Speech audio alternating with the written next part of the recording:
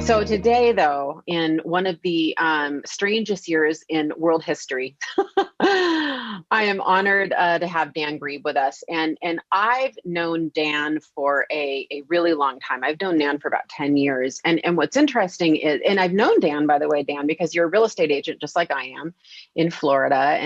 And we're both, we've both been in various networking groups together, and you're really top of your field. You're one of the top real estate teams in the nation. And you cover what is it, the market that you cover in Florida? Orlando. Yeah. Okay. Orlando. So Dan, I've known you for about 10 years, and here's what's cool. Here's what's cool about Dan. And this alone would make this interview amazing. I have watched Dan, and I don't want to just say his physical transformation, because I think this is a mental transformation. I have watched Dan's physical and mental transformation, over the last really 5 or 7 years. You'll have to give me the exact time frame, Dan. He has lost and shed a ton of weight. He has himself become an Ironman. I mean, Dan, you and I we struggle with weight. I mean, some people do, some don't. I'm in that camp with you, right? And you have now transformed to you've done 15 iron distance races. Let me see if I got this right. 6 full Ironmen, including the one 3 weeks ago, right? 6, and 10 half Ironmen. So that alone, Dan, like that alone makes this a great interview. Like we could dive into that, right? But the reason we're here today is about 3 weeks ago, Dan was the coach and guide of the first ever athlete with Down syndrome to ever complete an Ironman, full Ironman. Went into the Guinness Book of World Records. Dan and Chris Nikic, who is the amazing athlete, and I want you to remember that name, Chris Nikic, because I think it should be a household name. They have been doing the national media circuit for 3 weeks. They've been on the Today Show. They've been on CNN. They've been on ABC, Access Hollywood. They're about to do the night show circuit, Dan tells me, including Jimmy Kimmel. And because I've known Dan for so long, I just called him and I said, could I interview you? And we are super, super honored that he fit us in the middle of all of this national press. So thank you for being here. It's my pleasure. It's an honor to be here. I'm sorry that I was late today. I don't think that I'm some media star just because I, completed an Ironman race. I want to be known for a person that has character. So to you and the folks that are tuning in, I apologize for being late today. Unfortunately, Chris was a little bit sick, so I had to fill in on some things for him and had some meetings that ran a little bit late for me. But we're here. We're going to make the best for you possible. That's all that matters. And Dan, I'm going to roll you back a little bit, because I do think that part of the arc of this story starts with your personal transformation. So can you kind of walk us through, briefly your fitness journey and how you became an Ironman? Sure. About 5-6 years ago, I'm laying in bed with my wife. We've been married, 17 years, and I'm looking at Facebook, like, most people married 17 years do when they're laying in bed. And she's scrolling on Facebook, I'm scrolling on Facebook, and it has this thing called Time Hop. And it shows you a photo of 1 year ago, 3 years ago, 5 years ago, 7 years ago. And I noticed that, like, there's been no change. I was always on a diet, working on this, working on that. And I was saying, I'll start tomorrow or I'll do this. And what I realized is I'd never made a commitment to my health. So I started asking myself, why have I never made that commitment? And I can track it down to my childhood. And that was simply this. I was raised by a single mom, relatively poor, troubled, upbringing. And now here I am, I'm 310 pounds, but I'm like, I've accomplished all my goals. I've got a wife that loves me. I love her. And I don't want to interfere with that. I've got a great relationship with my kids. I didn't have a great relationship with my dad, and I don't want to interfere with that. I've got a good business where people trust me and are willing to come work with me and be part of that. I don't want to interfere with that. And I've got a great relationship with my God, and I didn't want to interfere with that. So, I had heard my whole life, you can't have it all. Well, here's the question. Which one of those do you give up so that you can get your health back? Because you can't have it all. That was the thinking process I had. And I remember laying in bed that night and saying, like, if I die young, like, how does that benefit my marriage? Like, if I die young, how does that benefit my children? If I die young, how does that benefit, the people that trust me and allow and come to work with me? if I die young, how am I able to fulfill God's plan? And I said, you know what? I'm not going to buy that thinking anymore. I'm just going to give it a real try here. And I'm going to believe that my marriage will not suffer. I'll still be a great dad. My business will do well. I'll do well economically. And my relationship with God will stay strong. And I did. I leaned into that. But before I did that, I'm goal orientated. And I said, okay, what is a race or a thing I could go do that would be really hard, would require me to train really hard. I'd have to get in really great shape, and then I'd have to sustain it over a period of time. So an Ironman was the direction I went towards. And then I asked myself, how many Ironman does someone normally do? And they're like, well, they normally do one a year. And I'm like, great, I'll do 10 events in 2 years. And so I set a journey out to get in shape the first year, and then to do 10 Ironman after that. And that's how I got started.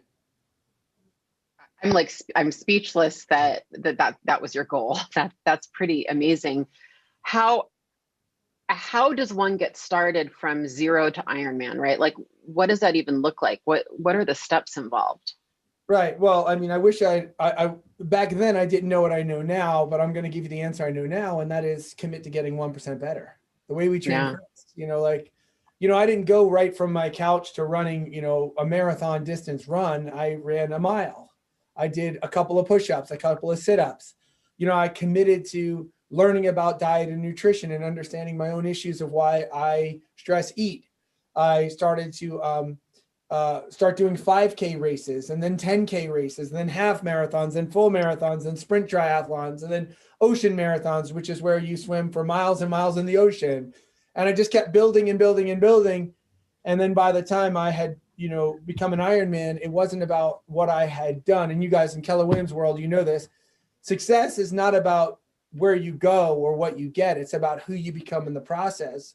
And for me, who I became was someone who wakes up early in the morning and just works out.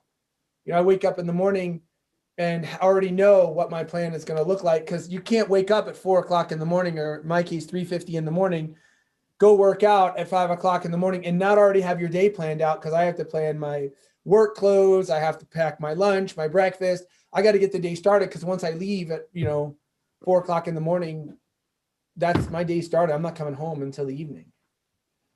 That is so incredible. And it's interesting because we all have our own fitness journeys, and I'm starting mine. I ran my first mile straight this morning. I ran 1 mile straight, like not stopping. And I was thinking about Chris Nikic. I don't know why I struggle with that. Chris Nikic's dad. And he was talking about how the 1% rule is that sustained effort over time. And I was like, and then I went to finish my 90-minute workout. And I thought, well, I could have run farther. But I think what I want to do is do 1% better tomorrow, and then 1% better the next day, and rest my muscles and make sure I'm doing it sustainably. And then in 6 months, I think one day I'm going to look up and go, I've done 5 miles. Because what Chris's dad said that I thought was interesting is he said it's way harder to go from mile 1 to mile 2 than it is to go from mile 100 to mile 101. That's actually easy. I thought that was really interesting. You're exactly right. And, before your audience starts thinking like what we're talking about, 1% is about getting better physically, it's not. It's about, like, this is the strategy to heal your marriage too. This is the strategy to get back in relationship with people that you haven't spoken to in a long time. This is a way that you can turn your finances around, your business around. See, we immediately want to go from, like 0 to marathon, or poor to rich, or unhappy in our marriage to everything's perfect in our marriage. And that's just not how it works. And the number one reason why it doesn't work that way is because there are exceptions where people make, they go from 0 to $1 million 1 year, or, nobody, no prospects in their life in terms of a relationship, and then they're married a month later. And it seems like it all worked out. It was so simple. But the reality is things that you build over time, it takes a long time for you to lose them, because it's not about just about achieving a goal. Like, hey, I became a millionaire real estate agent, or I have this great marriage, or I have this thing. It's about who you become in the daily processes of grinding it out, of refining yourself in that goal. And that's what we do with Chris. And that is the journey that I followed as well. Of course, my journey was a little bit more crazy because I, did a lot of races. But I think this is a formula for success in anything, not just success in physics. Yeah, I love that. I always think of that Gary Keller quote when he says, we don't set goals to achieve them. We set goals to turn into the person we have to be to achieve them. That reminds me of that. That's great. So how did you meet Chris Nikic? And, how did this whole thing start with being his coach and his guide? Yeah, great question. For me, after I completed those 10 Ironman, I figured, I had accomplished my goal, which is I got in shape and then I sustained it over 2 years. Where I could, do an Ironman. So now here I'm 3 years sub 300 pounds. I'm now lost 100 pounds. I'm now in the 200 pound range and low 200s. Congrats. Huge. And I'm saying like, all right, so now it's time for me to retire and go do something else. But I'm thinking like, I regained my health in my 40s. Like, how do I thank God for this opportunity? And one of the ways that I know that the only real way that you can serve God and thank God for what he does in your life is to go serve his people. Is go help his people accomplish it. So I said, I'm going to go find someone that I can help become an Ironman. See, an Ironman, again, is not about a race. It's about the process. It's about who you become in the process. And then once you become an Ironman, you can always look back and say, I can heal my marriage. I can figure out what's going on with my kid right now, or I can get through this temporary issue in my business because I'm an Ironman. Like I went through Ironman, I can accomplish anything. And so I wanted to help someone else do that. And at the time, my prayer and my dream was that I would help someone. It was that I thought it would be a blind person because the only people that needed to be guided were blind people. And I started asking people. There's an agent, Matt Hermes. I don't know if you know that name in Atlanta, Georgia. Yeah. His daughter's an Olympic swimmer. She's blind. Yeah. I'm like, perfect. I know the Hermes. I'll go ask McLean if she wanted to do it. McLean's like, no, thank you. I'm like asking all these blind people. I'm literally like walking up to blind people and saying, hey, you ever thought about becoming an Ironman? Like, hell no. So I struggled and I started to believe that it wasn't going to happen. And here's the interesting thing about God. Not only does he answer your prayers, but he answers in prayers in his way, not your way. And his ways are always better and bigger than ours. So who does he send me? He sends me Chris Nikic. Chris had done a sprint triathlon with a Special Olympics coach. And he started getting too fast for her. And they needed a coach that could take him further distances and was faster. So at the same time, Special Olympics was doing a pilot program where they match able-bodied athletes to Special Olympics athletes, and they started a club. Special Olympics never even had a triathlon team. First one here was in Orlando, Florida. First one ever. And wow. And they brought Chris to one of our meetings and said, anybody want to train Chris? We need somebody that's high energy, very driven, that would love our son. And I'm like, all right, well, that sounds like you're talking about me. And I just happened to be the captain of that team and one of the assistant coaches. And since it started a forever friendship. That's incredible. I'm curious, as you guys got into the training, I took the opportunity to prep for this interview by talking to a friend of mine who has a beautiful little girl with Down syndrome. And I asked her, what she was curious about. And her and a couple of her mom friends in that community were curious about, what the hardest parts were to train for and to accomplish. And they were especially interested to know about the tethered swim. Wondering if you could kind of talk a little bit about both of those things. Yeah. So the first question is what was the hardest part about training Chris and going through that? So there's a lot of hardest parts because the question can take on many forms. So I'll tell you one. The hardest part for me is I have a D personality and I want to control everything and I want to make everything happen. The first thing I had to realize is this race is not about me. This is Chris's race. I'm his guide. And so wherever this race goes, however this happens, it's for Chris. So if there's a lesson in failure that needs to be learned, that's Chris's lesson to be learned. It's not my lesson to be learned. So if he needs to fail, I have to let him, which is like the excruciatingly hard part of this for me, because I don't want to see him fail. The next lesson that's really hard is that people that have intellectual disabilities like Down syndrome are incredibly lovable. They're incredibly, incredibly lovable. As a result, society wants to do something to them that is so detrimental. And that is society wants to protect them. And they want to protect them by saying things like, that's not realistic, or do you really think that a person with Down syndrome should get in the water and do that? Or like what if he crashes his bike, or what if he doesn't succeed? What if you guys do 100 miles of 112 miles? Think of how let down Chris would be. Like, is that fair to him? Like, those are all limiting protective statements. Like, what if he does 100 miles? Then he becomes the first person with Down syndrome to do 100 freaking miles. What lessons will he learn? What will he become? See, we see him, and the reason why Down syndrome is difficult is because in the intellectual disability world, they say Down syndrome is written all over their face. You can see their disability. You know that they have a disability just by looking at them. And so most people want to protect them. Well, because of my unique upbringing, you know that I went through a lot as a child, through some abuses and troubles.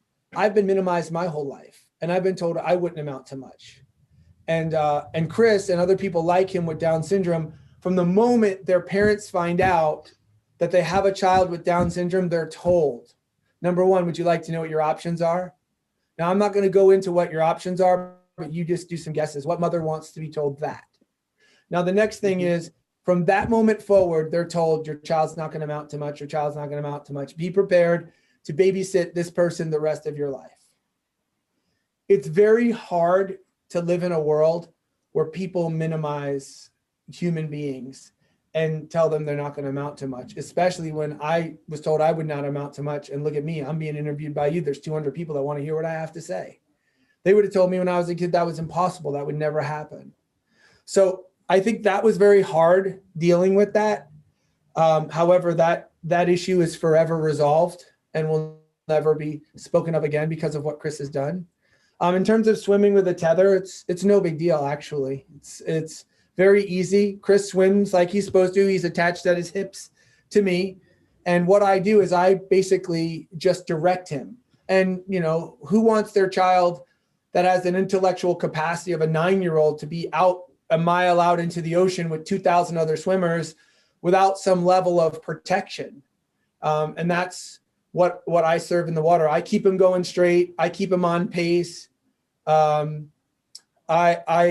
keep him safe when we're out there. So it's actually a lot easier than it looks. It's not that hard at all. Chris doesn't exactly enjoy the tether because a lot of times I'll pull him if he doesn't swim fast enough and he doesn't like being pulled. But him and I have come to some understandings. I'll bet you have. Can I deepen the question? I want to really drill down on this because I want to ask, staying on this, what are the unique challenges that an athlete with Down syndrome has training for an extreme sport like this, physical and you mentioned some of the intellectual disabilities, which, by the way, I didn't respond because I was just listening to you. I thought that was really wise what you said. But what are the unique challenges that an athlete at this level with Down syndrome has? Well, I mean, he has more challenges than I can speak to because I literally could spend the next hour telling you what they are, but I'll tell you a few. Number one, Down syndrome means he has an extra chromosome, which means that he has a hard time creating muscle. So in Chris's world, he couldn't hold his head up straight until he was like 5 years old. He couldn't eat solid food until he was 5 years old because he didn't have enough muscle tone in his mouth. His mother used to have to stretch his mouth out to help build muscle tone. He only ate baby food until like 5, 6, 7 years old. That's a challenge for him. Most people with Down syndrome, and this things like I didn't know, they have to have open heart surgery within the first 6 months of them being born because their heart walls aren't completely formed. I can only imagine how terrorizing and fearful that as a parent must feel when your little baby is having that like major heart surgery within 6 months of being born. Chris has had multiple surgeries on his ears. His ear canals are too small.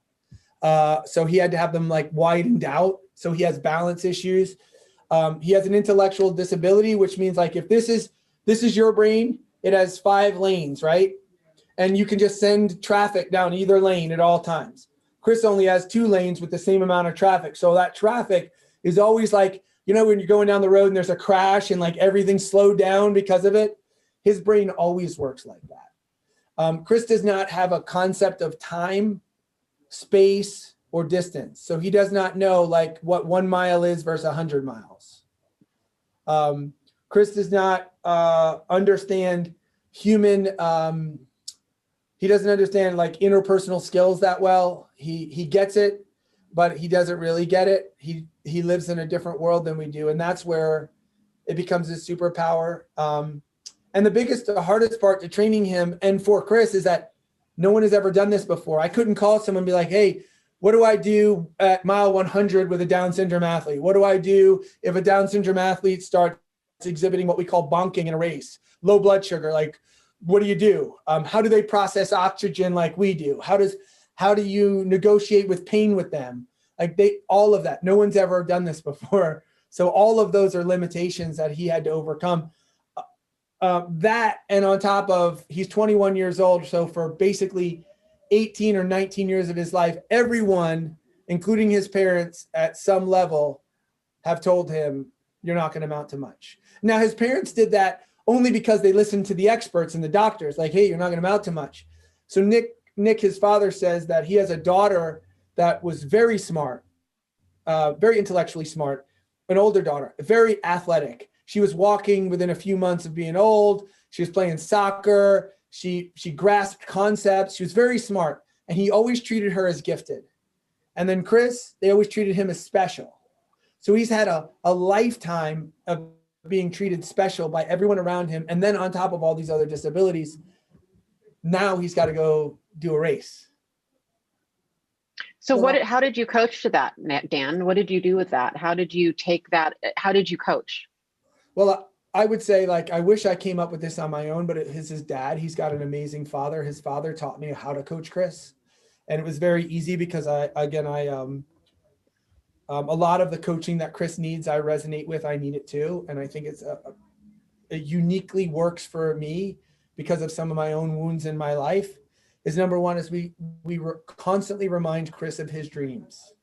Now, if Chris was on this right now and I was to say, Chris, what are your dreams? He would tell you, I want to live independently. I want to own my own house, own my own car, and marry a smoking hot blonde, just like my mom. Like, he'll tell you, that's my dreams. Those are my dreams. If you said, Chris, write down your dreams, he would write those down. He knows his dreams. Ironman is not one of his dreams. It was never one of his dreams. Ironman was a vehicle for him to get to his dreams. So when I would train Chris, and we're gonna talk about how Chris and I hug a lot. Whenever I'm hugging Chris and making him feel better and calming him down and getting him through something, I'll say, Chris, don't forget, you get your own car one day. You're gonna get your own house. God's already sent you a smoking hot blonde specially for you. It's already on the way. Now we just got to go be an Ironman so we can start the process of all of that. And I would coach him to that. And then from a foundational coaching point is that we would coach him to just get 1% better every day. We did this. Now let's do a little bit more. All right, we did this. Now let's do a little bit more. And limitations, like we all have limitations, but God can use those as superpowers as well. So like Chris has limitations that are also superpowers. Like Chris cannot tell you what 1 mile is. He doesn't know. He doesn't know what 10 miles is. But what Chris does know is Chris loves routine. He loves to do the same thing. So in his neighborhood is a gated community. It is 0.08 miles around. It is less than a mile. I want you to imagine riding 100 miles in that neighborhood. That to me is like death. I hate it. It's the worst thing ever. I mean, the same mailboxes, the same cars, the same things, 114 times for us to do 100 miles. Chris loves it. He likes to count loops. If you were to ask, if Chris was standing right here and I said, Chris, you ready to work out? He would say, how many loops are we going to do? That's all he cares about. He does everything in a loop. Well, that's his superpower. He likes routine. He can do the same thing over and over again every day. And so is that what you did? Did you do the loops? Did you sacrifice your own personal health for that? Oh, yeah. Everything's a loop. We found a lake that was 2 miles. We ran around that for 26 miles. We found his neighborhood. We ran around that. We found ways that he could just assimilate to a loop. And if it was predictable, we just kept doing that predictable thing over and over again. Because once I built the engine underneath him, between me, him, our coach Hector, and our training partners, we knew that we could get him across the line. That's incredible. That, you know what I think's amazing about it too, Dan, is, you took the back seat. This was Chris's party, and you're a support person in this. And I'm curious, what drove you to go through all of that training and all of those loops, which I'm with you, like give me a one-way run every time with a car on the other end. Mm-hmm. What drove you to keep this up, knowing that you were this isn't your story, you were a background on this? Well, first thing is I felt like I owed a debt. I keep saying God. I mean, I believe in God. I also use the F word sometimes, so don't judge me too harshly. Oh, we are kindred spirit there. Okay, good. But I felt like I owed it to God because, like, look at my life. Like, I'm not supposed to be married in 20 years. No one in my family's been married 20 years. I'm not supposed to be, a functioning member of society. Most people in my family are alcoholics or in jail or in trouble. I'm not supposed to have wealth. No one in my family has ever had the wealth that I have. I'm not supposed to be where I am. And how do I thank God for that? But just giving the best of myself away. And the best of myself is in here. It's not the things I own. And my presence is there.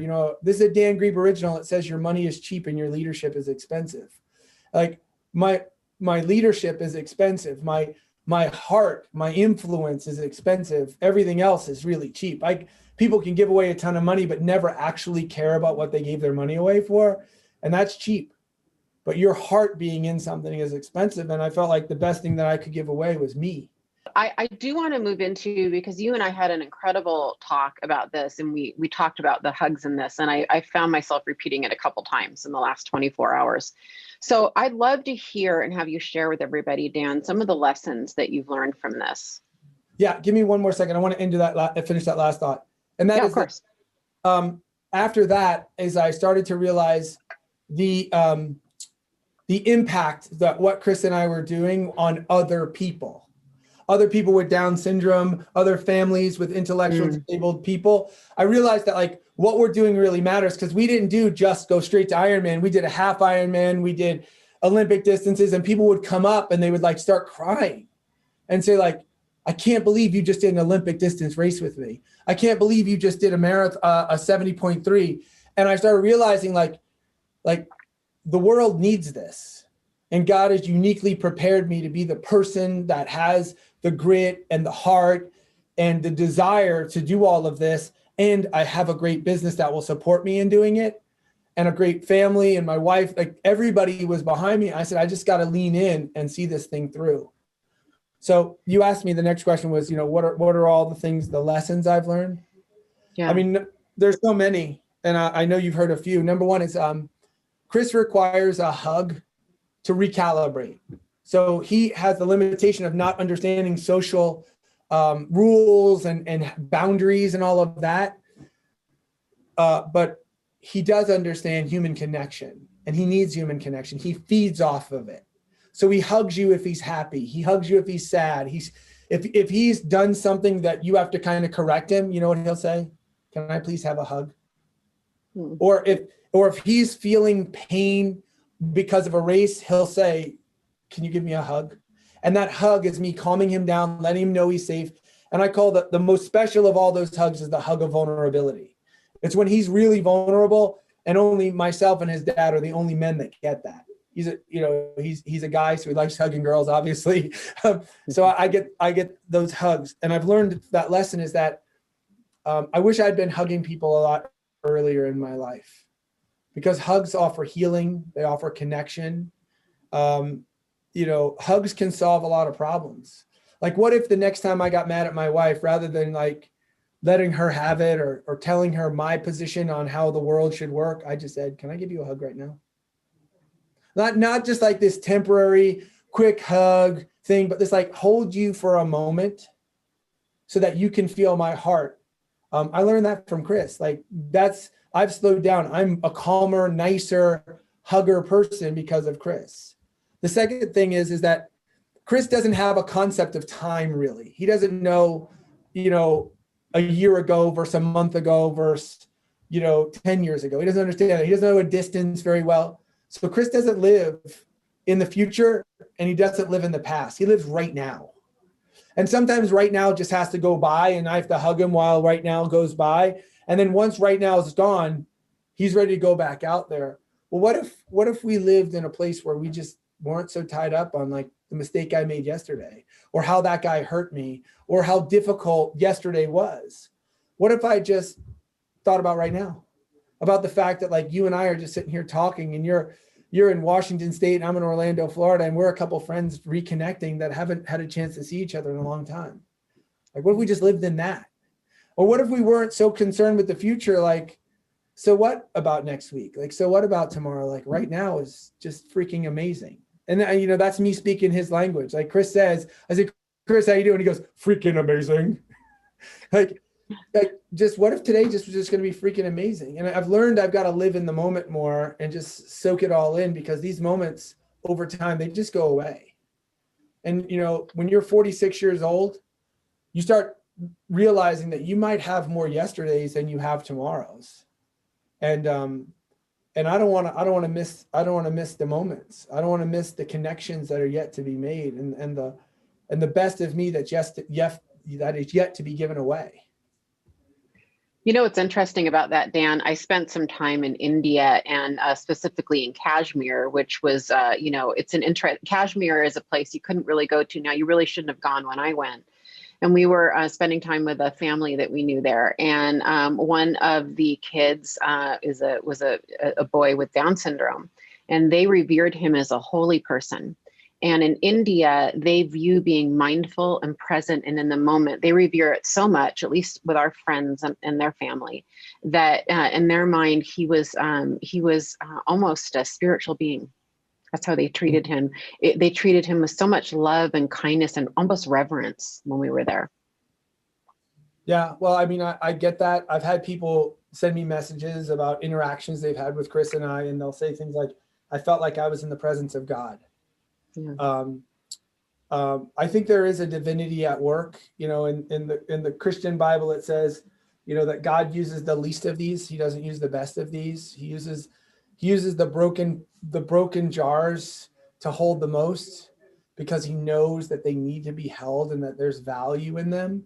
And you can see that at play in Chris's life and in other people with Down syndrome too. You know, for me, I'm almost kind of ashamed, but yet I do recognize it's part of an overall plan. That a year ago, I didn't even know anybody with Down syndrome. Like, didn't know a single soul with Down syndrome. I didn't know anybody who had a kid with Down syndrome. I knew anybody who had a brother or sister with Down syndrome. I didn't know anybody. It isn't like Down syndrome just got invented just prior to COVID virus. It's been here forever. It's been here since I've been alive. And so what has happened is, I think, one of two things. Either A, I saw them and I didn't recognize, or I saw them and I was afraid to approach like any other person. So I just minimized, like, oh, that's somebody's special need child and I should not go bother them. And the last thing, and I'm hoping that some of your audience have special needs family members hear this, or maybe because like Dan Grieb is a loud, big guy, they were like, oh, no, like we're going to keep our kids safe. But here's the thing, you know, even with Chris, when I first met him, his parents every once in a while would say things, I would hear them, and I hear this a lot more with other folks. They would say things like, you know, I don't know, it's okay. You don't have to do that for my child. You don't have to do that, because they were feeling like they were bothering me. And the reality behind that is that Chris's unique desire to hug people, love people is exactly what I needed. And you don't need to protect me from Chris. You don't need to keep Chris away from my community. My community needs more Chris's. Now, Chris has his unique challenges sometimes too. However, that's part of any relationship. Any relationship is going to have its good parts and its bad parts. And I want to be fully known as a human being, and I want to fully know him as a human being, and I want to know him for his best parts, and I want to know him for his worst parts, just like I want to be known for my best parts and my worst parts, because that's how I can have intimacy. Yeah, that's incredible. That's really incredible. What do you want others to take away from this, Dan? Well, I think that number one is I want them to believe that anything is possible. That's the tagline of Ironman. Anything's possible. And just because someone else told you that you can't do something, that does not have to be your prophet. They're not your prophecy. Just because someone else doesn't believe in you doesn't mean you don't have to believe in you. The next thing behind that is like, for me growing up, I was a young man who, when I needed a mentor, they just didn't exist. The older men that I needed to teach me how to be a man, they weren't there. And so I made this commitment that I wanted to grow up and be somebody that other young men and women could look up to. And then if I said, hey, VJ, I'm proud of you, or so-and-so, I'm proud of you, that would have meaning to them. But before my opinion of you can matter, I have to elevate myself to a position where you could actually respect me. And you could actually see in my daily interactions that I have enough character that you'd want to be like me, so that my voice can matter. Well, listen, I'm a poor kid from Long Island, New York, who they told me I would not amount to much. And there are people that are interested in what I have to say. And it's because I made the choice to clean myself up from the inside out and to go give the best of myself away. And now I can speak into people's lives and do things that really matter to people, and they receive it.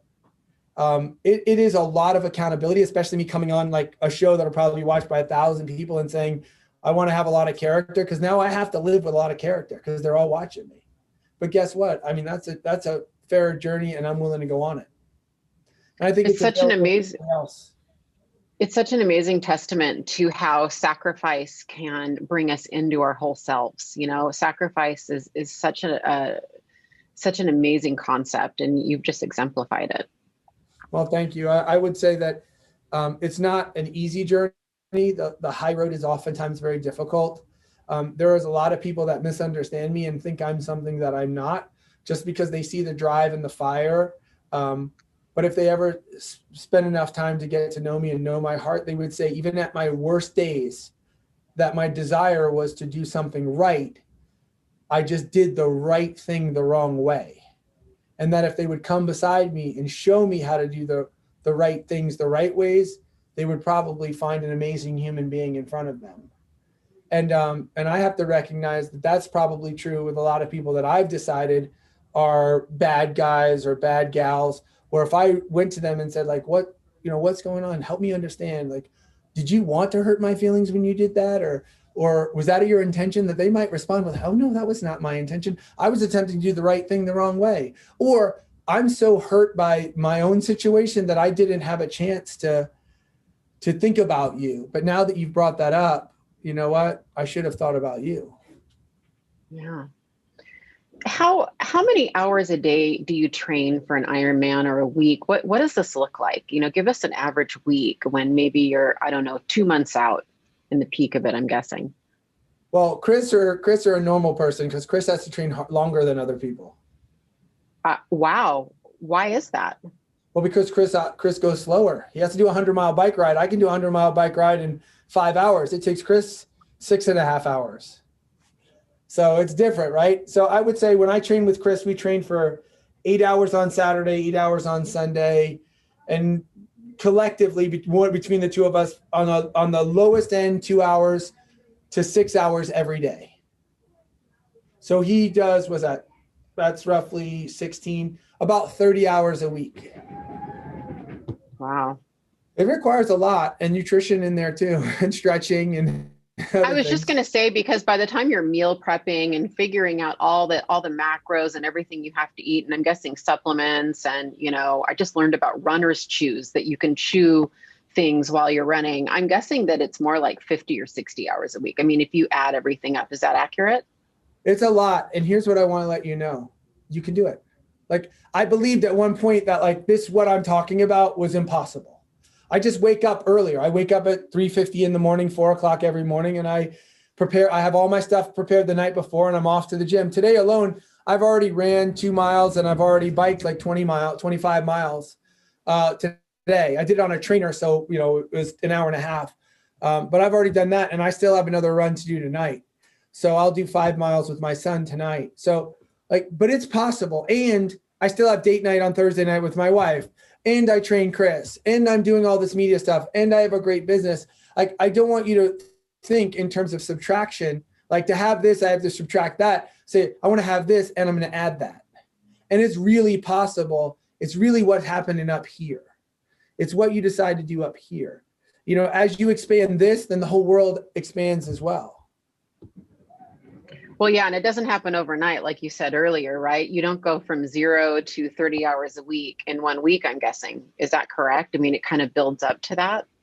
Yeah, everything is a building. I mean, it didn't go from, like seeing my wife for the first time to being married 10 years overnight either.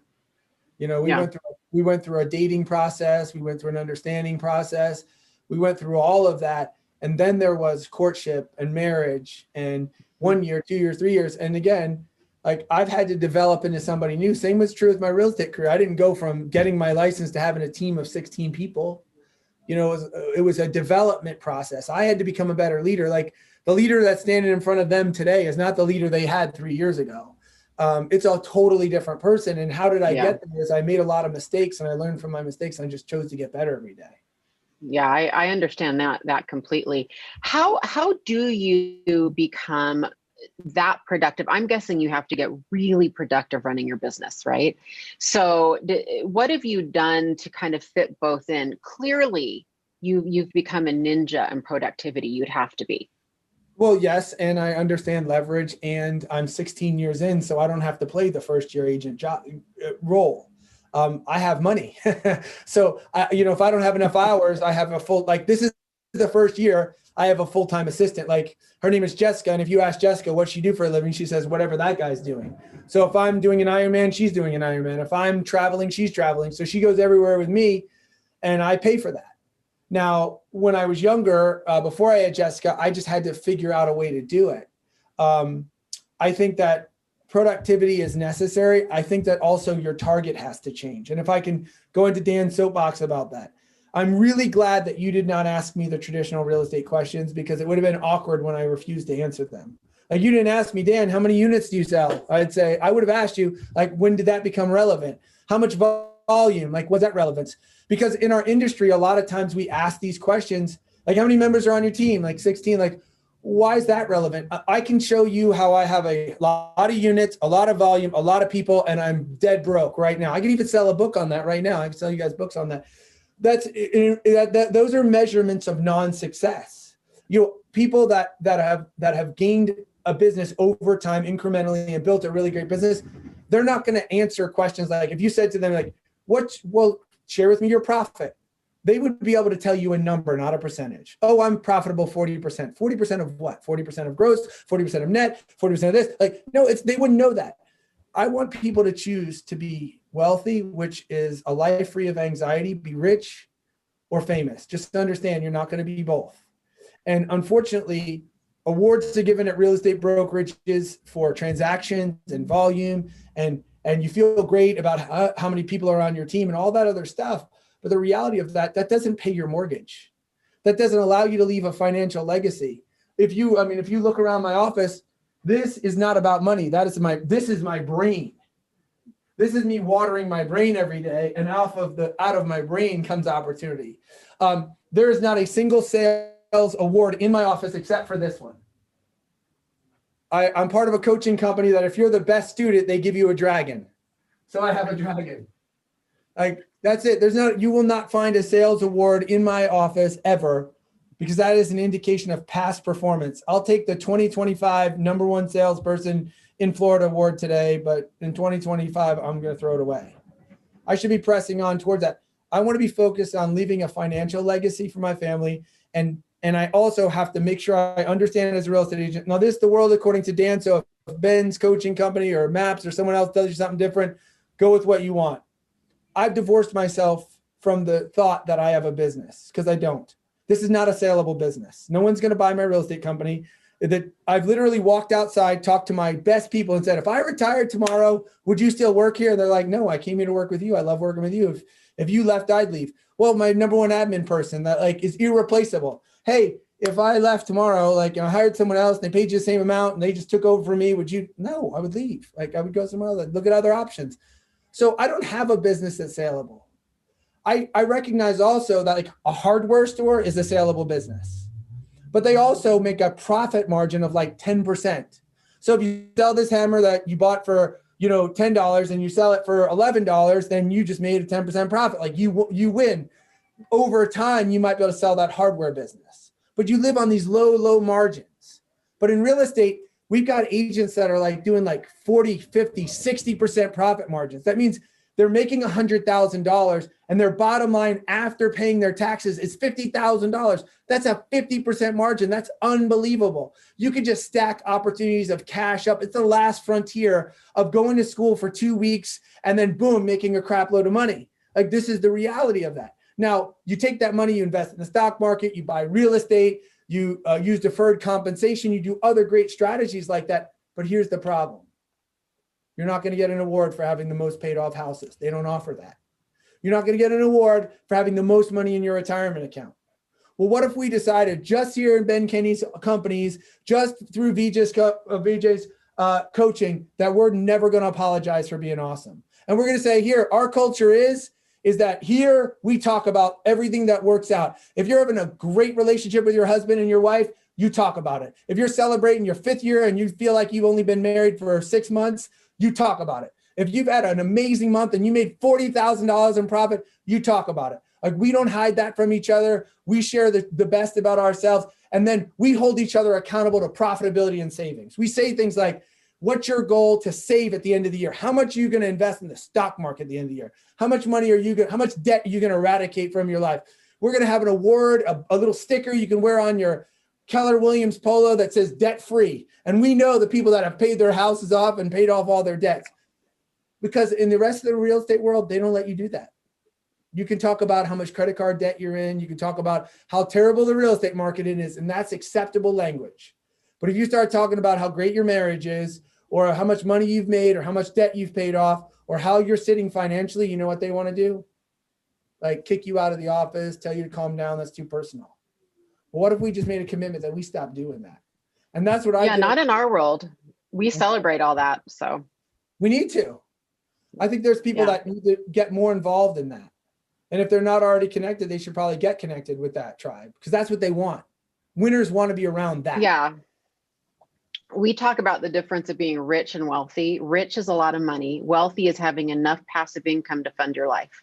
And that's really all of our goals. And so many people are trying to get rich by, kind of having these assets that are not cash flowing, and then they're growing with appreciation, and they have no money. They're actually broke. So we believe in our world, this is about cash flow and about having enough cash flow to fund your life. And that's what we celebrate very openly. So we have created that culture. This is a fantastic conversation. I didn't know it would go here. Really great. Well, I think we have kindred souls for more than one reason. I think that if we're not careful, we'll get lulled to sleep with mediocrity, and mediocrity is actually very safe. If you're just like everybody else, you never have to worry about getting ridiculed or beat up. But if you strike out and decide to do something different like me, it took a long time for my family to recognize what I was doing was building a life and a legacy for myself when I refused to do things we've always done. But yet, my hope is that my great grandchildren remember what I did for them. And I'm 46 Incredible. years old, and completing an Ironman and helping a person with Down syndrome has absolutely positively changed the world. And I know that. I've intellectualized that, and I do recognize the gravity of what we have done. And with that being said, I did not wake up one morning, a terrible father, go run an Ironman and go to bed and all of a sudden become a great dad. I didn't, go to bed a terrible husband, go do an Ironman with Chris and wake up and become a great husband. None of that happened. I'm never going to forget where I came from. And I'm always going to remember that there's a lot of work that Dan Grieb has still got to do on himself personally. I was a great husband and a great father before that Ironman ever came. We got a couple more weeks of interviews left to do. And I know that, but once they're over, I'm going back to selling real estate. And the most profitable thing Dan Grieb can do for this company is sell real estate. I have a sales manager. She's on a salary. She gets her thing. She manages the team. She does the other stuff. When I go out and sell things, I'm the most profitable person that works here. And so I just have to do 6-7 transactions a month. And that's a pathway to $1 million in profit for me. See, if I can show you a quick formula, then I'll shut up for the teams.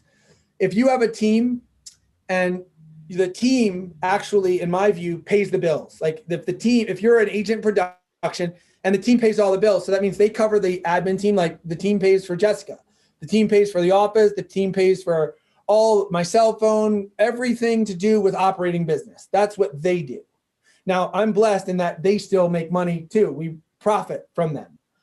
But if I go and do 7 closings a month at an average commission of, let's just say $9,000, that's $63,000 in straight profit every month.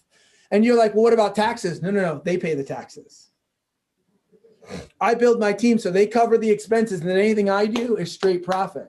So if Dan does, let's see, 9 transactions a month, that's 83,000. 83,000 times 12 is $1 million in profit. That's it. Do you run your own production on a separate P&L, or is it all together? No, we run it all in the same. And one of the things that I do is I do my P&L by hand. So I do it by hand with my sales manager, and I give her a certain amount of money every month. She gets $45,000. And then the way I manage my money is I do very detailed P&Ls, but I also have very simple accounting. So she gets $45,000. She has that to pay like payroll and all of our expenses per month.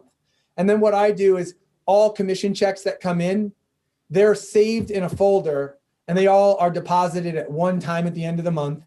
She pays all the bills at the end of the month. And then what's left, we already know the profit, right? We bring her account back to 45,000. So she's got 45. And then I have one account that my taxes go directly in. That's at a separate bank. My operating account's at a separate bank. My tax account's at a separate bank. My profit account is at a separate bank, and my personal account is at a separate bank. So in my tax account, in my tax bank, there's only one account. My profit account is here. I take my profits every month. I know what my profit is every single month. And I know based on the number of the months and everything we've made, we divide that much money I've made in profit, that much, we divide that by 12, by the amount of months, then we multiply it by 12. And I know what I'm on track for the year. Does that make sense? Yeah. And we do it. Were you always like this, Dan? Have you changed with your physical and mental transformation over the last 5 years? Has that turned you into the person I'm seeing describe this, or have you always been like this? No, not always. I've been more financially minded before before the physical change. And that was because, I was a police officer, and my first year in real estate, my goal was to make $100,000, and I hired a coach right out of the gate. And that coach got me to with $100,000 in my first 4.5 months. So I hired my coach for twice as much. I had not just one coach, but twice a week I had my coach. And I ended up my first year in real estate selling 42 houses and making $242,000. And the next year I sold 70 houses and made almost $400,000. And then the market crashed. I lost everything, got my house foreclosed on, cars repossessed, all of that. And that was like, and this is where I'd like to kind of wrap some stuff up for you here. I have these 3 guiding principles, and I'll kind of do that. Number 1, life is 10% about what happens and 90% how you respond. Number 2, you are at the place, at the time, going through what you're supposed to be going through, experiencing what you're supposed to be experiencing as preordained by the God of the universe. Like none of this is happening by accident. And when you're going through the valley season, like the growth season of your life, you ask yourself, God, what are you preparing me for? Or God, what is it you need me to learn? And the last one is today's the first day of the rest of your life. Like it doesn't matter what you did yesterday. It doesn't matter how things went down, good or bad. Today's the first day where you start putting it all back together. Well, with that being said, when I lost everything, that was God preparing me to be my family's first millionaire. See, I didn't understand money and the rules of money. I didn't understand Dave Ramsey or Robert Kiyosaki or Edelman or any of these financial philosophies about retirement or none of that. I took a crash course on that when I was looking at bankruptcy. Now, I didn't declare bankruptcy, not that I think bankruptcy is entirely bad, but I didn't declare bankruptcy because I felt like I needed to go through that so I could learn some things. And that's what prepared me to be financially savvy today. See, the reason why I have all my money at separate bank accounts is because the IRS came and whacked all my money out of my bank account at one time. And I was like, if I had this in multiple bank accounts, by the time the first one got hit, I could have got to the last one.